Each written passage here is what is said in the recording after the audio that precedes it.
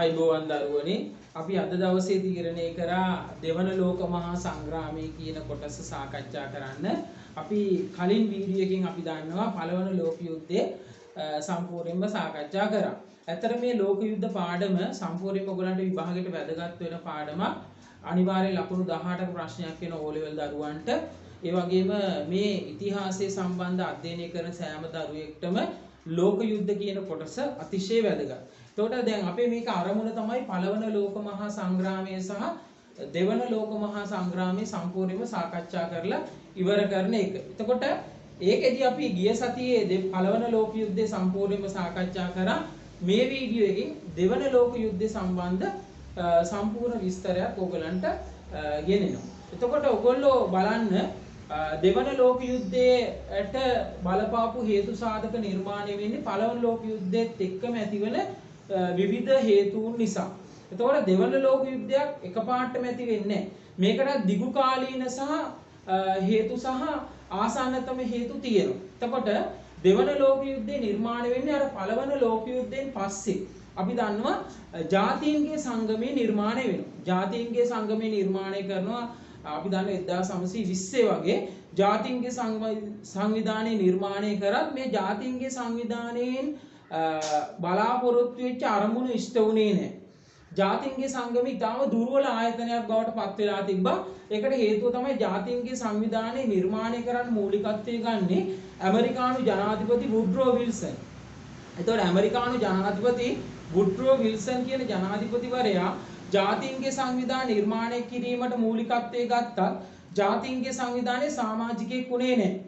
උපක්‍රමශීලීව ඇමරිකාවකින් අයින් වෙලා හිටියා. ලෝකයේ අනෙකුත් රටවල් වලට කිව්වා න්‍යාස්තික අවි නිෂ්පාදනය කරන්න එපා, අවි ආයුධ ගොඩනගන්න එපා, හමුදාව ගොඩනැංවීම සීමා කරන්න කියලා ඇමරිකාව ලෝකයේ අනෙක් රටවල් වලට බලපෑම් කරත් සහ ඔවුන්ගේ අදහස් ඉදිරිපත් කරත් ඔවුන් ජාතීන්ගේ සංවිධානයේ සමාජිකත්වයේ ගත්තේ නැහැ. නමුත් ඒ වගේම ජාතීන්ගේ සංවිධානය මේ වෙනකොට හමුදා ශක්තිය අතින් ඉතාම අඩු මට්ටමක හිටියේ. ඒ කියන්නේ ජාතීන්ගේ සංවිධානයේ ලෝකේ රටවල් දෙකක් අතර ගැටුමක් ඇති වුනහම ඒ ගැටුම නිමා කරන්න ජාතීන්ගේ සංවිධානයට සාමසාධක හමුදාවක් හිටියේ නැහැ. ඒ වගේම ජාතීන්ගේ සංවිධානයේ රටවල් අතර එකමුතුකමක් නැහැ. මෙන්න මේ නිසා ජාතීන්ගේ සංවිධානයේ දුර්වල වෙනකොට ලෝකේ තව රටවල් ප්‍රබල වෙන්න පටන් ගත්තා. දැන් මම ඔයගලන්ට කියන්න දෙවන ලෝක යුද්ධයට සම්බන්ධ වෙන රටවල් පොඩි සිතියමකින් මම ඉදිරිපත් කරන්න නිකන් දල සිතියමක් අපි ඇඳගමු. දැන් මෙතන තියෙන පෘතුගාලය. යුරෝපා සිතියම ගත්තාම මෙතන තියෙන පෘතුගාලය, මෙතන තියෙන ඉස්පාඤ්ඤය, ඊට පස්සේ මෙතන තියෙන ප්‍රංශය, මෙතනින් තියෙනවා ජර්මනිය කියන රට. මේකත් දෙවන ලෝක යුද්ධයට ප්‍රධාන හේතුව වෙන්නේ ජර්මනිය කියන රට. ඊට අමතරව දෙවන ලෝක යුද්ධයට ප්‍රධාන හේතු වෙච්ච ඉතාලියත් අපිට වැදගත් වෙනවා. ඊට පස්සේ මෙහෙන් තියෙන එංගලන්තය, ඊට පස්සේ අපිට වැදගත් ඊට උඩින් දැන් ජර්මනියට උඩින් තියෙනවා ඇත්තටම රටක්. ජර්මනියට උඩින් තියෙනවා මේ නෝර්වේ කියන රට. නෝර්වේ සහ ඩෙන්මාර්ක් කියන රටවල් දෙකත් අපිට ජර්මනිය මෙන්න මේ උඩ කොටස කීල් ඇලෙන් වෙන් වෙනවා. කීල් ඇලෙන් වෙන් වුණාට පස්සේ මේ උඩම කොටස අපි මෙන්න මේ උඩ කොටස අපි සලකනවා ඩෙන්මාර්ක් කියලා. ඊට උඩින් තියෙන නෝර්වේ කියන රාජ්‍ය. මේකත් දෙවන ලෝක යුද්ධයට යම් සම්බන්ධයක් තියෙන රටක්. එතකොට මෙහෙන් තියෙනවා පෘතුගාලය, මෙතනින් තියෙනවා ඉස්පාඤ්ඤය, මෙතනින් තියෙනවා ප්‍රංශය, මෙහෙන් තියෙනවා එංගලන්තය, මෙතනින් තියෙනවා ජර්මනිය. එතකොට මේ අවට පොඩි පොඩි රාජ්‍යයන් තියෙනවා. මම මේ ලෝක යුද්ධයට අවශ්‍ය සිතියම විතරයි මෙතනදී අඳින්නේ. මෙතන තියෙනවා ඩෙන්මාර්කය, මෙතන තියෙනවා නෝර්වේ, මෙහෙන් තියෙනවා පෝලන්තය කියන රට. අපිට පෝලන්තය වැදගත් වෙනවා ප්‍රධාන වශයෙන් ලෝක යුද්ධයට සම්බන්ධ වෙන්න නිසා. ඊට පස්සේ මෙහෙන් තියෙනවා රුසියාව කියන රට. මෙතන අපි ගත්තොත් පෝලන්තය, මෙතන තියෙනවා රුසියාව කියන රට. ඊට පස්සේ මෙතන තියෙනවා ඉතාලිය. හරි. ඉතාලිය තියෙනවා. ඊට පස්සේ මෙහින් යටින් රුසියාවට යටින් අපි නිකන් දල වශයෙන් අඳගමු. චීනය තියෙනවා. චීනයේ උඩින් තියෙනවා මැන්චූරියාව කියන රාජ්‍යය. මැන්චූරියාව. මෙහෙන් තියෙනවා ජපානයේ කියන රට මේක ලෝක යුද්ධයට සම්බන්ධයක් තියෙනවා. මෙහෙම ඉන්දියාව මෙන්න මේ ලංකාවත් පොඩි සම්බන්ධයක් දෙවන ලෝක යුද්ධයට තියෙනවා. දෙවන ලෝක යුද්ධයට ලංකාවේ පොඩි සම්බන්ධයක් තියෙනවා. දැන් ළමයි දෙවන ලෝක මහා සංග්‍රාමයට පසුබිම් වෙන්නේ මේ ජර්මනිය සහ දැන් මම මේ රටවල් දෙක කියන්නේ ඉතාලිය සහ ජර්මනියේ ක්‍රියාකලාපය. ඉතාලිය සහ ජර්මනිය කියන මේ රටවල් දෙකේ ක්‍රියාකලාපය තමයි දෙවන ලෝක යුද්ධයක් නිර්මාණය වෙන ප්‍රධාන හේතු සාධක නිර්මාණය කරන්නේ. දැන් ප්‍රධාන වශයෙන් මෙතන ඔස්ට්‍රියාව කියන රටක් තියෙන. ඔස්ට්‍රියාවත් මේවට සම්බන්ධයි. අපි කියමු ඔස්ට්‍රියාව කියන රට ඔස්ට්‍රියාවත් සම්බන්ධයි. මෙහෙන් තියෙන ඇමරිකා එක්සත් ජනපදය ඔයගොල්ලෝ දන්නවා. මෙහෙන් තියෙන ඇමරිකා එක්සත් ජනපදය ඒකත් ලෝක යුද්ධයට සම්බන්ධ වෙනවා. දැන් බලන්න ළමයි. එතකොට දෙවන ලෝක මහා සංග්‍රාමයට මම කිව්වා හේතු සාධක නිර්මාණය වෙන්නේ ඉතාලිය සහ ජර්මනියේ ක්‍රියාකලාපය. අපි දන්න ඉතාලියේ බෙනිටෝ මුසෝලිනි කියලා පාලකයෙක් හිටියා. බෙනිටෝ මුසෝලිනි.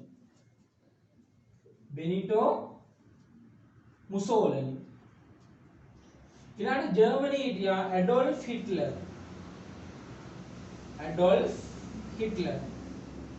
මේ පැහැදිලිද? තේරුණා නේද ළමයි? එතකොට මේ ඉතාලියේ බෙනිටෝ මුසෝලිනි කියන පාලකයාත් ජර්මනි ඇඩෝල්ෆ් හිට්ලර් කියන පාලකයාත් මේ පාලකයෝ දෙන්න තමයි ඇත්තටම දෙවන ලෝක යුද්ධයක් නිර්මාණය කරන්න අවශ්‍ය පසුබිම සකස් කරන්නේ. ඒකට හේතුව තමයි ඉතාලියෙන් ආරම්භ වෙන ෆැසිස්ට් වාදය කියන සංකල්පය. ෆැසිස්ට් වාදය. හිට්ලර්ගේ ජර්මනියෙන් ආරම්භ වෙන නාසි වාදය. නාසි වාදය ආරම්භ වෙනවා. හරි? එතකොට හිට්ලර් ආරම්භ කරා නාසි වාදය. බෙනිටෝ මුසෝලිනි ආරම්භ කරා ෆැසිස්ට් වාදය. එතකොට නාසි වාදය ආරම්භ කරා ඇඩෝල්ෆ් හිට්ලර්. දැන් මේගොල්ලන්ගේ ක්‍රියාකලාපය ඇත්තටම දෙවන ලෝක යුද්ධයක් ඇති වෙන්න හේතු සාධක සකස් කරා. දෙවන ලෝක යුද්ධයක් ඇති වෙන්න අවශ්‍ය හේතු සාධක නිර්මාණය කරා. දැන් ගොඩක් වෙලාවට පළවන ලෝක යුද්ධෙදී ඉතාලිය මිත්‍ර පිළට පැන්නත් මිත්‍ර බලවතුන්ට එකතු වුණත් නමුත් මිත්‍ර බලවතුන්ගෙන් කිසිදු වරප්‍රසාදයක් හිමි වෙන්නේ නැහැ. මේ නිසා ඇත්තටම මේ ඉතාලිය අරාජික වුණා පළවන ලෝක යුද්ධයෙන් පස්සේ. ඒ වගේම අපි දන්න අන්ත පරාජයකටපත් වෙච්ච ජර්මනියත් පළවන ලෝක යුද්ධයෙන් පස්සේ අන්ත පරාජයකටපත් වෙලා ලෝකේ ආර්ථික අතින් කඩා වැටිලා ලෝකේ දුප්පත්ම රටක් බවට ජර්මනියත්පත් වුණා. මෙන්න මේ ජර්මනිය සහ මේ ඉතාලිය ඇත්තටම පළවන ලෝක යුද්ධයෙන් පස්සේ අරාජික තත්ත්වයෙන් මිදෙන්න ලෝකේ අධිරාජ්‍යවාදී ප්‍රතිපත්තියක් අනුගමනය කරන්න පටන් ගන්නවා. එතකොට මේකෙදී මූලිකත්වයේ ගත දෙන්න තමයි මම මේ කිව්වේ බෙනිටෝ මුසෝලිනි සහ ඇඩෝල්ෆ් හිට්ලර්. දැන් පැහැදිලි ළමයි. ඇඩෝල්ෆ් හිට්ලර් සහ බෙනිටෝ මුසෝලිනි ගැන කතා කරන්නේ නැතුව අපිට දෙවන ලෝක යුද්ධයක් ගැන කතා කරන්න බෑ. ඇත්තටම හිට්ලර් කියන්නේ අපි දන්නවා හිට්ලර්ගේ ජීවිත කතාව ගත්තාම ඔහු ඔස්ට්‍රියානු ජාතිකේ මේ ඔස්ට්‍රියාවේ උපත ලැබලා මෙයා ජර්මනියේ තමයි ජීවත් වුනේ. ඔස්ට්‍රියානු ජාතිකයෙක් වුණා මෙයා ජීවත් වුනේ ජර්මනිය තුල. එතකොට ජර්මනියේ ජීවත් වෙනකොට මෙයා කුඩා කාලේ ඉඳන් චිත්‍ර කලාවට අති දක්ෂ ළමයෙක්. නමුත් චිත්‍ර කලාවට දක්ෂ වුණත් ඔහුව මේ චිත්‍ර පන්ති වලට ගත්තේ නෑ යුදෙව් ජාතික ගුරුවරු. මේ නිසා මෙයා තුල වෛරයක් ගොඩ නැගුණා. මේ යුදෙව් ජාතිකයෝ සහ මේ ජර්මනිය තුල තිබ්බ තත්ත්වයේ හේතු කොටගෙන මෙයා කුඩා කාලේ යම් කුඩා වයසේදීම ජර්මන් හමුදාවට බැඳෙනවා. ජර්මන් හමුදාවට බැඳලා හිට්ලර් පළවන ලෝක යුද්ධේ නිකන් සොල්දාදුවෙක්. පළවන ලෝක යුද්ධයෙන් ජර්මනිය පරාජයටපත් වෙලා සොල්දාදුව සිරගත වෙනකොට හිට්ලරුත් සාමාන්‍ය සොල්දාදුවෙක් හැටියට සිරගත වෙනවා. එතකොට එහෙම සිරගත වෙලා ඔහු හිරේ ඉදි පොතක් ලියනවා. ඔයගොල්ලෝ දන්නවා ඒක තමයි මගේ සටන. මයින් කාෆ් කියනවා. මයින් කාෆ් කියලා හඳුන්වන්නේ මගේ සටන කියන කෘතිය. මේ මගේ සටන කියන කෘතිය හරහා හිට්ලර් ජනතාව ඒක රාශි කරගත්තා. ඔහුගේ වාක් ස්වරූපයට, ඔහුගේ භාෂාවට, ඔහුගේ කතා විලාසයට මිනිස්සු ආකර්ෂණය වුණා. මෙන්න මේ හිට්ලර් වටා ජනතාව ඒකරාශී වෙන්න බලපෑවේ ඒකයි. එතකොට හිට්ලර් කියනවා මේ අරාජික වෙච්ච ජර්මන් ජනතාවට කියනවා ලෝකයේ උතුම්ම ජාතිය ජර්මන් ජාතිය. ලෝකයේ උතුම්ම ලේ තියෙන ජර්මන් ජාතියට. ලෝකයේ පිරිසිදුම ලේ තියෙන ජර්මන් ජාතියට කියලා මේ මිනිස්සු ටික උද්දීපනය කරලා ගත්තා. මිනිස්සු තුල ජර්මනියට ආදරයක්, හිට්ලර්ට ආදරයක් ඇති වෙන්න මෙතනින් පටන් ගන්නවා. මේ නිසා හිට්ලර් වටා ජනතාව ඒකරාශී වෙනකොට ජර්මනියේ තිබ්බ වයිමාර් කියන සමූහාණ්ඩුව බිඳ වැටෙනවා. ජර්මනියේ තිබ්බ රාජ්‍ය වයිමාර් කියන සමූහාණ්ඩුව බිඳ වැටිලා හිට්ලර් වටා ජනතාව ඒකරාශී වෙනවා. එතකොට හිට්ලර් වටා ජනතාව ඒකරාශී වෙනකොට හිට්ලර්ගේ ජනතා සමාජවාදී පක්ෂ හරහා මිනිස්සු ඒකරාශී වෙන්න පටන් ගත්තා. එතකොට හිට්ලර් ඒත් එක්කම රහස් ඔත්තු සේවාවක් ක්‍රියාත්මක කරා. SS කියලා හමුදාවක් නිර්මාණය කරගත්තා. ගෙස්ටාපෝ කියන රහස් පොලිස් සේවයකුත් ක්‍රියාත්මක කරගන්න. මෙන්න මේ හරහා තමයි හිට්ලර් පදනම දාගන්නේ තමන්ගේ අධිරාජ්‍යවාදී ප්‍රතිපත්තිය නැත්නම් තමන්ගේ නාසික අඳවුර පෝෂණය කරගන්න. ඒට විරුද්ධ වෙන කවුරු හරි ඉන්නවනම් සම්පූර්ණයෙන්ම සමූල ඝාතනය කරනවා. යුදෙව් ජාතිකව සමූල ඝාතනය කරා. ගෑස් කුටිවල දාලා මිනිස්සු මැරුවා.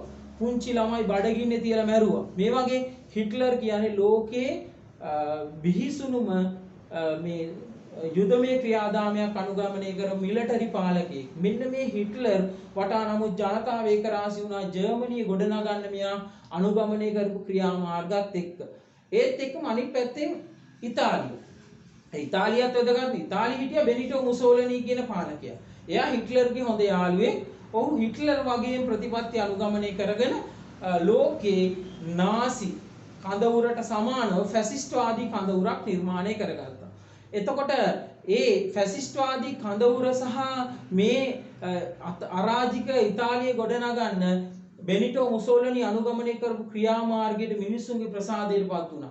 මිනිස්සු බෙනිටෝ මුසෝලිනි වටා අර හිට්ලර් වගේම ඒකරාශී වෙනකොට බෙනිටෝ මුසෝලිනිට ඉතාලිය පාලකයාට සිද්ධ වුණා. ඒ වෙනිට ඉතාලිය පාලකයා හිටියේ වික්ටර් එම්මානුවෙල්.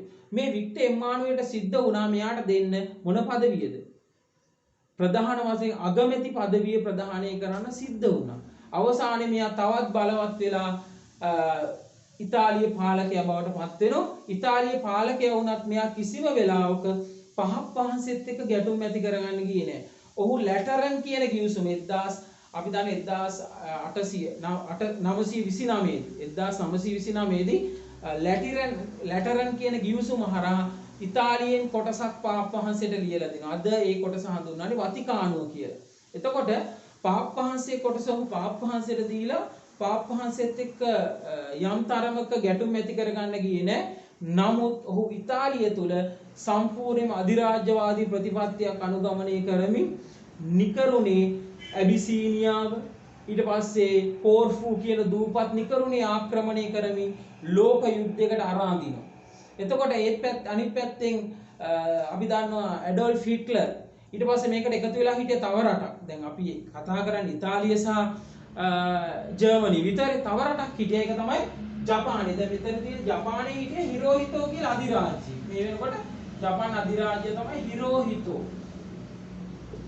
මේ හිරෝහිතෝ කියන අධිරාජ්‍යයට තෝරන ජපානයේ ලෝකයේ අධිරාජ්‍ය කරන්නේ. දැන් ජපානයේ ලෝකයේ බලවත්ම රාජ්‍ය කරන්නේ. එතකොට හිරෝහිතෝ අනුගමනය කරේ අර ෆැසිස්ට්වාදී කඳවුරේ ප්‍රතිපත්තිම තමයි. හරි. එතකොට මේගොල්ලෝ ගිවිසුම් ගහගෙන හිටියා. දැන් මේ බර්ලින් රෝම ටෝකියෝ කියලා මේ ෆැසිස්ට්වාදී කඳවුරට එකතු වෙච්ච රටවල් ටික සංවිධානයක් තිබ්බා. මේගොල්ලන්ට කියනවා ගොඩක් වෙලාට මේ අර පළවන ලෝක යුද්ධයේ මිත්‍ර පිලයි මධ්‍ය පිලයි හිටියට දෙවන ලෝක යුද්ධ පිල් දෙකේ ඉන්නේ මිත්‍ර පිලයි අක්ෂ පිලයි. ඒතකොට අක්ෂ පිලට අයිති වුණා මේ ඉතාලිය අගනගරේ මේකට නම් කරා රෝමය කියලා. ඊට පස්සේ ජර්මනි අගනගරේ බර්ලින්. ඊළඟට ජපානය අගනගරේ ටෝකියෝ. මේ කියන නගර තුන මුල් කරගෙන බර්ලින් රෝම ටෝකියෝ කියන අක්ෂ පක්ෂය නිර්මාණය කරගෙන හිටියා. එතකොට මෙන්න මේ වෙනකොට ලෝක යුද්ධයට අවශ්‍ය පදනම දැන් සකස් වෙගෙන යනවා. දැන් මේ වෙලාවේ ලෝක යුද්ධයට අවශ්‍ය සිද්ධිය ආසන්නතම හේතුව නිර්මාණය වෙනවා 1939 සැප්තැම්බර් 1 වෙනිදා. බලන්න 1939 සැප්තැම්බර් 1 වෙනිදා දෙවන ලෝක යුද්ධය ආරම්භ වෙනවා. 1939 සැප්තැම්බර් 1 වෙනිදා දෙවන ලෝක යුද්ධය ආරම්භ වෙනවා. ඒකට හේතුව තමයි ජර්මනිය විසින් පෝලන්තය ආක්‍රමණය කිරීම. ජර්මනිය විසින් පෝලන්තය ආක්‍රමණය කරා. ඒතකොට පෝලන්තය යටත් කරගෙන හිටියේ රුසියාව. පස්සේ මේ පෝලන්තය යටත් කරගත්තට පස්සේ ළමයි පෝලන්තය සහ මේ පෝලන්තය සම්බන්ධයෙන් ජර්මනිය සහ රුසියාව අතර යුද කිවිසුමක්. මේවා සාමකාමී කිවිසුම් නේ. යුද කිවිසුමකින් මේ පෝලන්තය දෙරට අතර බෙදාගත්තා. ඊට පස්සේ ජර්මනි හිට්ලර්ට ඕනුනේ කොහොම හරි ප්‍රංශය ආක්‍රමණය කරන්න. කෙලින්ම ප්‍රංශයේ මිත්‍ර බලවතුන්ගේ රාජ්‍යයක් වෙන ප්‍රංශය ආක්‍රමණය කරා. ප්‍රංශය ආක්‍රමණය කරලා ප්‍රංශයේ නගරය වටලනකොට ප්‍රංශය අපි දන්න වර්සල්ස් නගරය වටලනකොට ප්‍රංශ හමුදා සේනාපති චාල්ස් ඩිගෝල් මෙයාගේ නමත් වැදගත් චාල්ස්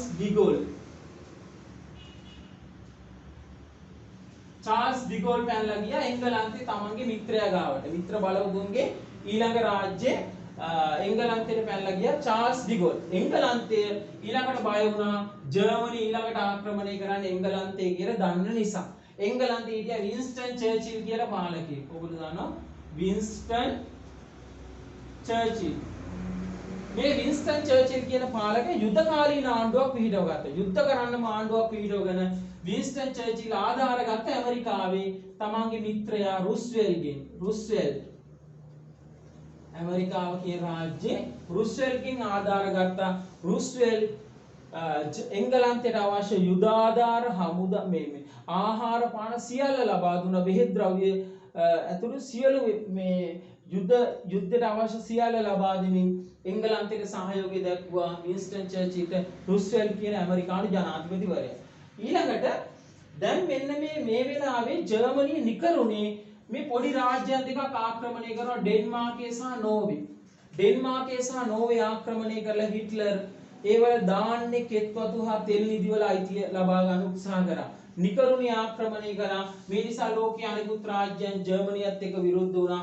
හිට්ලර් ඊට සහයෝගී වශයෙන් ප්‍රංශය මෙහෙන් දකුණු දිගින් ආක්‍රමණය කරමින් ඉතාලිය සහයෝගය දෙනවා බෙනිටෝ මුසෝලිනි කියන පාලකයා හිට්ලර්ට. එහෙම සහයෝගය දෙනකොට මේ මෙතනින් ජර්මනි ඊළඟ ආරම්භ වුණේ එංගලන්තය ආක්‍රමණය කරන්න. එංගලන්තය සහ ආක්‍රමණය කිරීමත් එක්ක එංගලන්තය සහ ජර්මනිය අතර ගැටුම ඇති වෙනවා. වසර ගණනාවක් මේ යුද්ධය යනවා. 1945 වෙනකන් මේ යුද්ධය යනවා. මේ යුද්ධය යන අතරතුරේදී හිට්ලර්ට ඕන කොහොම රුසියාව ආක්‍රමණය කරන්න. රුසියාව ආක්‍රමණය කළා. රුසියාවේ දාන්නේ කෙත්වතු හා තෙල් නිදි වල අයිතිය ලබා ගන්න. රුසියාවේ හිටිය ජෝසප් ස්ටාලින් කියලා ප්‍රබල පාලකයෙක්. ජෝසප් ස්ටාලින් මොකද කරේ? පසු බහැලා තමන්ගේ ප්‍රදේශ ගිනි තියාගෙන ජර්මන් හමුදාව මෙහෙන් එනකොට ජෝසප් ස්ටාලින් ඇතුළු මේ ඒගොල්ලන්ගේ හමුදා සේනාංකය රුසියාවේ දාන්නේ තමන්ගේම දාන්නේ කෙත්වතු තෙල් නිදි ගිනි තියලා පසු බහැලා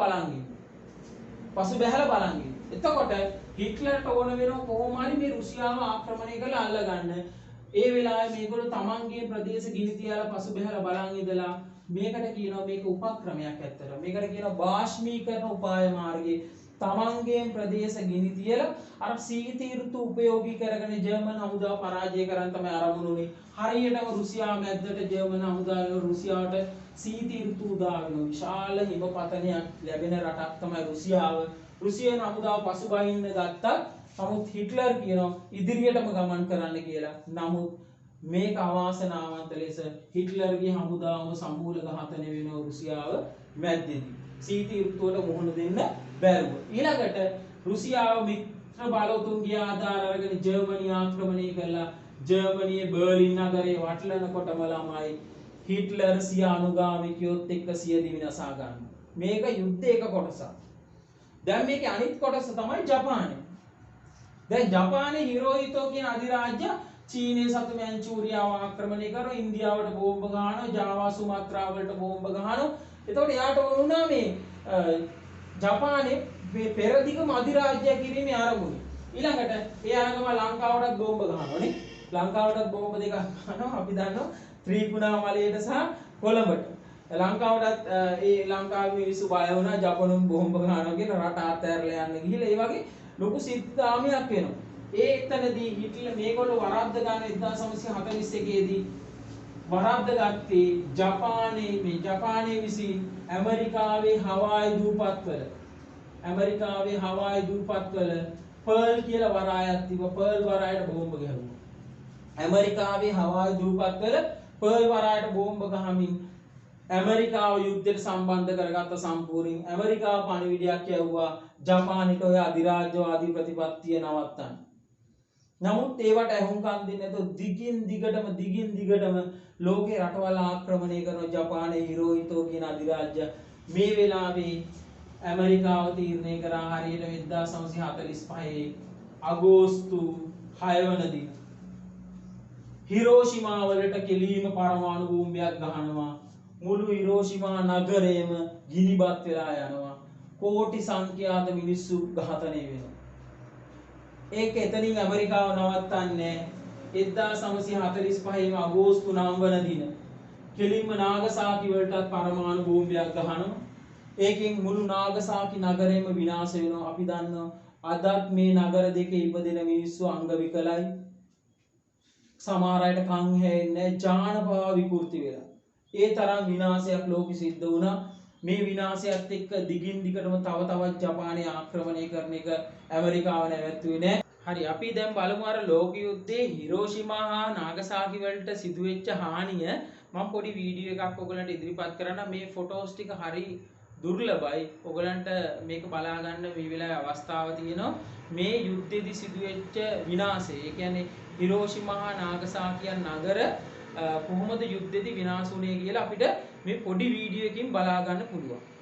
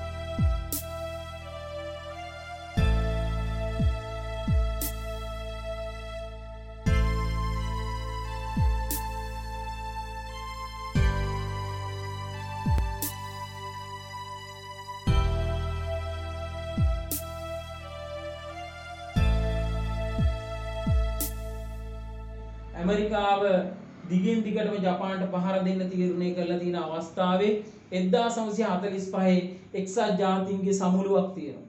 මේ සමුළුවට සහභාගී වෙන අපේ රටින් පුද්ගලයෙක් අපි දන්නවා ජේ.ආර්. ජයවර්ධන මහතා. ඒ සමුළුවේදී ජේ.ආර්. ජයවර්ධන මහතා කරන ප්‍රකාශයත් එක්ක ඇමරිකාව තීරණය කරා ජපානයට සමාව දෙන්න. අදත් ජපානයේ මිනිස්සු මේ ජේ.ආර්. ජයවර්ධන මහතාගේ පිළිමයක් හදලා අදත් ඒගොල්ලෝ ඒකට ගෞරව දක්වනවා මේ කරපු උපකාරය නිසා. ඒ වෙලාවේදී ඔහු අර බුදුදහමේ තියෙන සංකල්පයක් අරගෙන නහි වේරේන වේරාණි සම්මන්තිද පුදාචන අවේරේන සම්මන්ති. අපි දන්නවා වෛරයෙන් වෛරය නොසංසිතේ අවෛරයෙන් වෛරය සංසිතී කියන ප්‍රකාශයත් එක්ක ඇමරිකාව තීරණය කරා ජපානට සමාව දුන්නා විතරක් නෙවෙයි මාෂල් සැලස් මහරා ජපානයේ ගොඩනගන්න. අද තියෙන තත්ත්වෙට ජපානයේ ගොඩනගලා තියෙන ඇමරිකා එක්සත් ජනපදයේ. එතකොට ඇමරිකාව මේ ජපානයට සියලු ඇමරිකන් තාක්ෂණය දෙනවා. එතකොට අද තියෙන තත්ත්වෙට ජපානයේ දියුණුනේ ඒකයි. එතකොට ඒකට ප්‍රධාන හේතුව ජේ.ආර්. ජයවර්ධන මහතාට යම් ගෞරවයක් හිමි වෙන්න ඕනේ. කොහොම හරි මෙහෙම ලෝක යුද්ධය අවසන් වෙනවා. ලෝක යුද්ධය අවසන් වෙනකොට ලෝකේ බලවත් සංවිධානයක් බිහි වුණා. මේකට කියනවා එක්සත් ජාතීන්ගේ සංවිධානය කියලා. රටවල් 51ක සහභාගීත්වයෙන් ඇමරිකාවේ සෑන් ෆ්‍රැන්සිස්කෝ නුවර සාකච්ඡා පවත්වලා 1945 ඔක්තෝබර් 24 හරියටම එක්සත් ජාතීන්ගේ සංවිධානයේ ප්‍රඥප්තිය ප්‍රකාශයට පත් කරනවා. අද මේකේ රටවල් පොතේ දීලා තියෙන 193යි කියලා. හරි. එතකොට 11 අවසර අච්චු පොතේ. එතකොට එහෙම ආසන්න සංඛ්‍යාවක් මේකේ සමාජිකත්වය අරගෙන තියෙනවා. මේ එක්සත් ජාතීන්ගේ සංවිධානය තුල අද වෙනකොට ලෝක සාමය ආරක්ෂා කිරීමෙන් ලෝක යුද්ධ ඇති වෙන එක වළක්වමින් අද එක්සත් ජාතීන්ගේ සංවිධානයේ ක්‍රියාකාරී ආයතනයක් හැටියට ක්‍රියාත්මක වෙනවා. අපි දන්න ලෝකයේ සූවස් අර්බුදය, කියුබානු විෂෛල අර්බුදය, කොරියානු ප්‍රශ්නය, ඊට පස්සේ ගල්ෆ් අර්බුදය වගේ අර්බුද රාශියක් නිමා කරමින් ලෝකයේ න්‍යෂ්ටික විනිෂ්පාදනය කරන එක සීමා කරමින් ඇමරිකාව ඇතුළු පස්මහ බලවතුන්ගේ මූලිකත්වයේගෙන එක්සත් ජාතීන්ගේ සංවිධානය අද ක්‍රියාකාරී ආයතනයක් වෙලා තියෙනවා. අපි දන්නවා ඒකේ පස්මහ බලවතුන් කිව්වම ඇමරිකාව, චීනය, රුසියාව, එංගලන්තය, ප්‍රංශය වගේ රටවල් ප්‍රධාන වෙලා මේකේ ලෝක සාමය ආරක්ෂා කරමින් ඉදිරියට ගමන් කරනවා. ඇත්තටම නැවත ලෝක යුද්ධ ඇතිවීම වැළැක්වුණේ මේ එක්සත් ජාතීන්ගේ සංවිධානය නිසා. හරි ළමයි. එහෙනම් මෙතනින් අපි දෙවන ලෝක මහා සංග්‍රාමය කියන කොටස අවසන් කරනවා. ඔයගලන්ට මේ වීඩියෝ එක හරහා මම හිතනවා ලෝක යුද්ධ සම්බන්ධයෙන් හොඳ අවබෝධයක් ලබා ගන්න පුළුවන්. ඒ වගේම ඔයගොල්ලෝ මේක බලන අතරේ සිටියන් අධ්‍යයනය කළ මේ ස්ථාන ලකුණුකරණය ගැන අවධානය යොමු කරන්න. ගොඩාක් විභාගෙට වැදගත් වෙයි මේ වීඩියෝ එක. ඒකින්ද හොඳට බලලා මේක අධ්‍යයනය කරලා විභාගෙටත් ලෑස්ති වෙන්න. එහෙනම් අද මේ වීඩියෝ එකක් අපි අවසන් කරනවා. සියලු දෙනාට ආයුබෝවන්.